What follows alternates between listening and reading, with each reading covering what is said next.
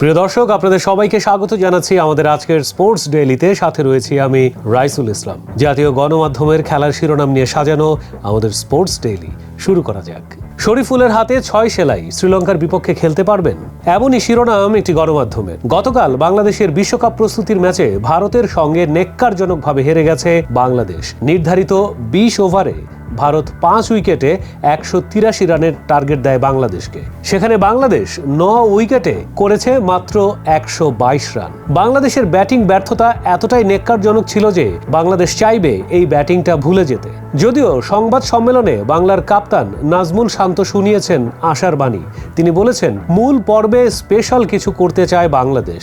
সেটা কতটা স্পেশাল তা হয়তো আর কদিন পরই জানা যাবে। তবে শরীফুলের এই চোট বাংলাদেশের জন্য বড় আঘাত হয়ে এসেছে।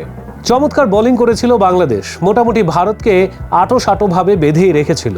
তবে হার্দিক পান্ডিয়ার একটি ফিরতি বল ঠেকাতে গিয়ে হাতে চোট পায় শরীফুল। তাকে স্থানীয় হাসপাতালে নিয়ে যাওয়ার পর হাতে 6টি সেলাই পড়েছে। আর ব্যাটিং ব্যর্থতার দিনে বাংলাদেশের ব্যাটিং ছিল একেবারে যাচ্ছে তাই। ঝাঁকড়া চুলের বাবরি দোলানো সৌম্য সরকার তিনি গেলেন এবং আউট হলেন। তারই পথ ধরে লিটন দাস যথারীতি তার ব্যর্থতার পাল্লা খানিকটা ভারী করে আবারও ফিরে এসেছেন।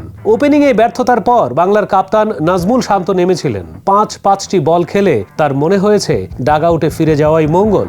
0 রানে ফিরে গেছেন তিনি। এই বিচ্ছিরি ব্যাটিং প্রদর্শনীতে একমাত্র মাহমুদুল্লাহ রিয়াদি যতটুকু সম্ভব বুক চিতিয়ে খেলেছেন এবং তার ব্যাটিং ছিল অনেকটাই টি-20 সুলভ। 60 রানের এই বিশাল হার বাংলাদেশকে আরও খানিকটা ব্যাকফুটে ঠেলে দিল।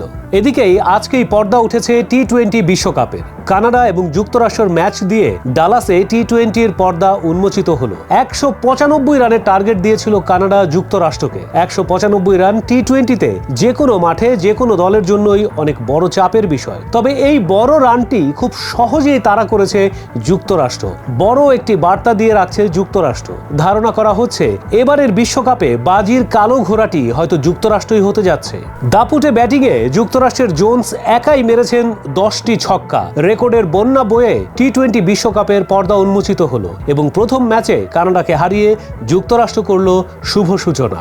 ইউরোপে রিয়াল মাদ্রিদই শেষ কথা। বরুসিয়া ডর্টমুন্ডকে 2-0 গোলে হারিয়ে ইউরোপের চ্যাম্পিয়ন হলো রিয়াল মাদ্রিদ। ফাইনালে ব্রাজিলের 2 তারকা ভিনিসিয়াস ও রদ্রিগোর অসাধারণ পারফরমেন্সে বরুসিয়া ডর্টমুন্ডকে হারায় রিয়াল মাদ্রিদ। বরুসিয়া ডর্টমুন্ডের অপেক্ষা আরও দীর্ঘায়িত হলো।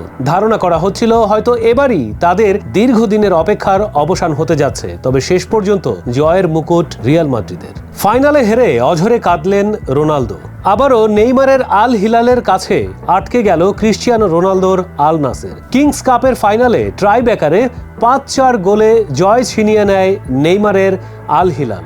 যদিও নেইমার ইনজুরির কারণে খেলেননি, তবে শিরোপা নিয়ে উৎসব করতে তাকে দেখা গেছে। আর চোখের জলে ভেসে রোনালদো প্রমাণ দিয়েছেন খেলার প্রতি তার ভালোবাসা আর আবেগটা আগের মতোই আছে। এদিকে আজ রাত 8টায় টি-20 বিশ্বকাপের পরবর্তী ম্যাচে ওয়েস্ট ইন্ডিজ মুখোমুখি হচ্ছে পাপুয়া নিউ গিনি। প্রিয় দর্শক, এই ছিল আমাদের আজকের স্পোর্টস ডেইলি। তবে সময় হয়ে গেল জানিয়ে দেওয়ার আমাদের পিক অফ দ্য ডে। আর পিক অফ দ্য ডে বাংলার কাপ্তান নাজমুল শান্ত। যুক্তরাষ্ট্রের সঙ্গে সিরিজ হার, তারপর বিশ্বকাপের প্রস্তুতি ম্যাচে ভারতের সঙ্গে ভরাডুবি এবং ব্যক্তিগত পারফরমেন্স, সবকিছুর পরেও বাংলার কাপ্তান শুনিয়েছে স্পেশাল কিছু করার কথা বিশ্বকাপের মূল পর্বে। কি সেই স্পেশাল, চলুন জেনে আসি বিস্তারিত। আসিতেছে শুভ দিন, দিনে দিনে বহু বাড়িয়াছে দেনা, শুধিতে হইবে ঋণ। ব্যর্থতার পাল্লা দিন দিন বেড়েই চলছে। যুক্তরাষ্ট্রের সঙ্গে সিরিজ হার, তারপর প্রস্তুতি ম্যাচে ভারতের সঙ্গে ভরাডুবি, সাথে যুক্ত হয়েছে নিজের পারফরমেন্স। হয়তো এই সময় বাংলার কাপ্তান নাজমুল শান্তর মনে পড়ছে জাতীয় কবি কাজী নজরুল ইসলামের কুলি মজুর কবিতার কথা, এবার শুধিতে হইবে ঋণ। তাই তিনি শোনালেন বিশ্বকাপের মূল পর্বে বাংলাদেশ স্পেশাল কিছু করবে। ভারতের কাছে কাল প্রস্তুতি ম্যাচে 60 রানে হারার পর অবশ্য বাংলাদেশ অধিনায়ক নাজমুল আশার কথাই শোনালেন। মূল বিশ্বকাপের বিশেষ কিছু করার প্রতিশ্রুতিও দিয়েছেন তিনি। নাসাউ কাউন্টি ইন্টারন্যাশনাল ক্রিকেট স্টেডিয়ামে প্রস্তুতি ম্যাচে কাল টসে জিতে ব্যাটিংয়ে নেমে ভারত 20 ওভারে 5 উইকেটে 182 রান তুলেছে।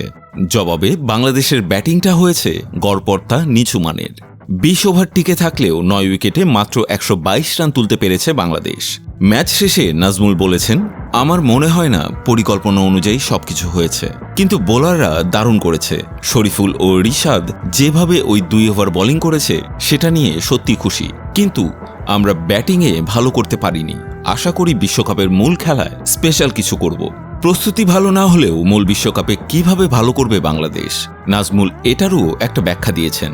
আগে কি হয়েছে সেটা নিয়ে আমরা ভাবছি না। আমরা সবাই জানি বাংলাদেশের সামর্থ্য কতটা। আমাদের সাহসী হতে হবে এবং পরিকল্পনা বাস্তবায়ন করতে হবে। সব মিলিয়ে বিশ্বকাপে নিজেদের প্রথম ম্যাচের দিকে তাকিয়ে আছে বাংলাদেশ। আমার মনে হয় সবাই প্রথম ম্যাচটা খেলার জন্য মুখিয়ে আছে। আমাদের ধৈর্য ধরতে হবে এবং পরিকল্পনা বাস্তবায়ন করতে হবে।